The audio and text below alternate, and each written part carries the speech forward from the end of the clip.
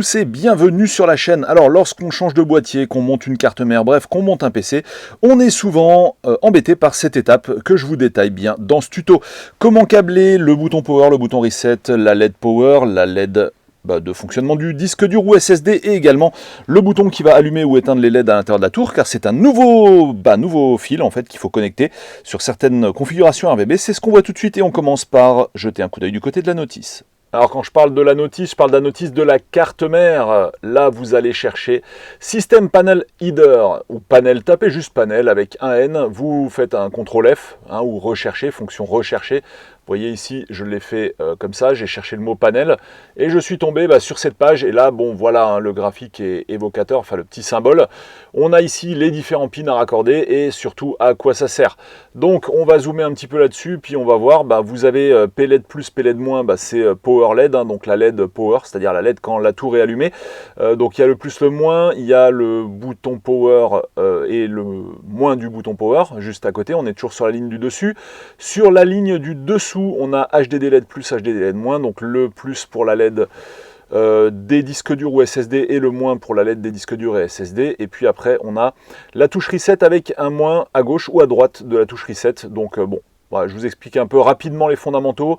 Quand c'est des LED, vous respectez la polarité, c'est super important. Vous pouvez cramer la LED du boîtier si vous ne respectez pas la polarité. Donc bien le plus avec le plus obligatoirement pour ce qui est des LED. Donc là, ici, Power LED ou HDD LED. Concernant les boutons Power, Reset, on s'en fout de l'inversion de polarité. Ça n'a aucune importance, c'est juste un switch. Donc vous pouvez câbler à l'envers, il n'y a pas de souci. Simplement, il faut câbler sur les bons pins.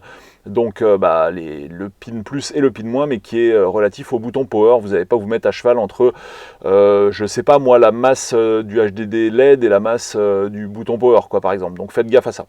Alors ici, maintenant, on va faire un tour du côté de la tour. Pas forcément besoin d'avoir la notice, comme on va le voir tout de suite au niveau du boîtier et de la carte mère ASRock, dans notre exemple.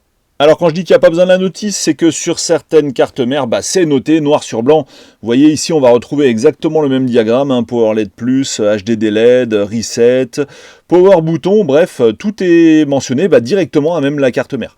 Donc après, comment ça se passe? C'est simple, vous allez brancher les fils au bon endroit. Je parlais tout à l'heure de polarité, on va le voir tout de suite. Désolé, c'est un petit peu bougé. Avec ici, on va prendre notre Power LED. Regardez, je vais enlever le Power LED et je vais vous montrer un petit peu la gueule que ça a. Donc voici ici le Power LED. Allez, on va le mettre là. Voilà. Donc là, on vous montre le plus, le moins. Donc voilà, c'est très simple de ne pas se gourer en fait. Et moi, ce que je vous conseille, quand vous câblez, vous prenez par exemple la photo. Alors si vous ne voyez pas bien sur la carte mère, ce que vous faites, moi je prends en photo la carte mère sur mon smartphone. Et puis, je me mets le diagramme juste à côté de moi quand je bosse. Alors je vous montre comment savoir dans quel sens le diagramme est bon. Donc voilà ce que je vous disais, je mets le diagramme comme ça, je câble directement et comment savoir si on est à l'endroit à l'envers. Vous voyez ici, il y a un endroit où il n'y a pas de pin. Et effectivement, si vous regardez là, il y a un endroit où il n'y a pas de pin qui ressort. Voilà, je ne sais pas si vous voyez parce qu'il faudrait peut-être que je zoome un poil. Voilà, vous voyez ici, il y a un pin qui se termine, qui termine les différentes broches. Voilà, les prises du pont, ça s'appelle des prises du pont. Sur le côté droit, il y a une prise, sur le côté, il y a un pin qui dépasse en métal, et sur le côté gauche, il n'y en a pas. Et donc là où il n'y a rien, ça correspond à l'endroit où il n'y a rien sur mon diagramme que voici, que voilà. Donc voilà comment câbler, c'est très simple, petite spécificité qui est rigolote. Pour cette vidéo, je découvre pour la première fois qu'il y a un nouveau câble à câbler, un nouveau petit fil à câbler, une nouvelle prise du pont à câbler, c'est tout nouveau, tout beau. C'est ici là, le LED switch. Donc en gros, il y a un switch qui permet d'allumer ou éteindre les différentes LED du boîtier. Donc vous voyez ici, à la place de Reset, on voit marqué LED. Alors il y a peut-être aussi une touche Reset quelque part, j'en sais rien, je connais pas bien ce boîtier. Mais en tout cas, ce qui était avant la touche Reset, qu'on n'utilisait pas vraiment en fait. La touche Reset, souvent, moi, me servait à réparer les boutons Power foutus. Quand le bouton Power était mort, j'intercalais, j'inversais, on va dire, les prises du pont entre LED et Power, entre Reset et Power, et ça me permettait d'utiliser la touche Reset en tant que touche Power quand la touche Power était morte. Donc maintenant, c'est la touche LED avec le pin que je vous ai montré tout à l'heure qu'il va falloir câbler. Alors où est-ce que ça se câble dans le cas de cette carte mère? Je ne sais même pas si c'est possible. Je vais jeter un coup d'œil dans la notice et je vous dis ça. Bon, j'ai rien trouvé sur cette carte mère, on dirait que c'est plutôt géré au niveau logiciel, on a un soft à installer, et là on peut, vous voyez comme c'est expliqué, hein, allumer ou éteindre les LED RGB, à moins que ce soit le BIOS, je ne sais pas. Non, ouais, c'est vraiment effectivement l'application comme c'est marqué là.